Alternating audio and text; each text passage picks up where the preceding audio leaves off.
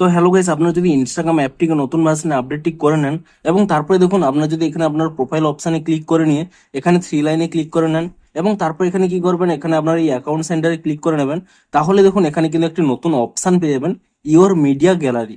তো এই নতুন অপশান এখানে কেন দেওয়া হয়েছে কিংবা আপনারা এটিকে কিভাবে ইউজ করতে পারবেন সেটাই জানাবো আজকের এই ভিডিওটিতে। তাই জন্য কিন্তু পুরো ভিডিওটি অবশ্যই দেখতে থাকুন।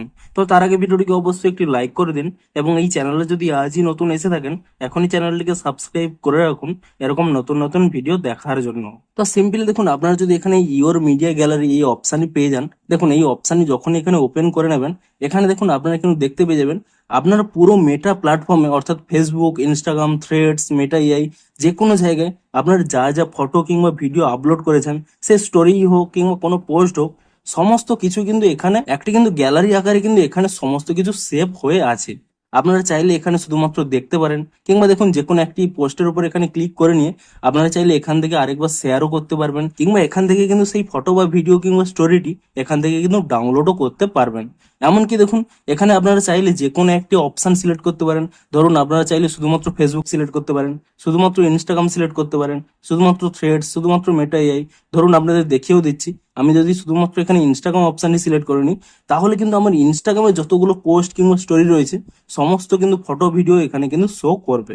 একইভাবে আপনারা চাইলে কিন্তু এর উপরে ট্যাপ করে নিয়ে আপনারা কিন্তু ডাউনলোড কিংবা শেয়ারও করতে পারবেন।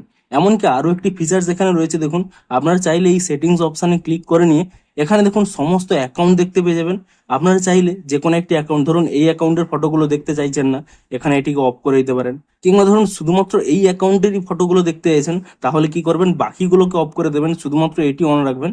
তাহলে কিন্তু আপনাদের পছন্দ অনুযায়ী সেই ফেসবুক কিংবা সেই ইনস্টাগ্রাম অ্যাকাউন্টে যা যা পোস্ট স্টোরি রয়েছে সমস্ত কিছুই কিন্তু এখানে একটি গ্যালারি আকারে দেখতে পাবেন।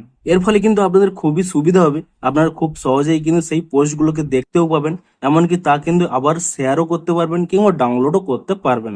এবং এই জন্যই কিন্তু এখানে এই নতুন অপশানটি দেওয়া হয়েছে।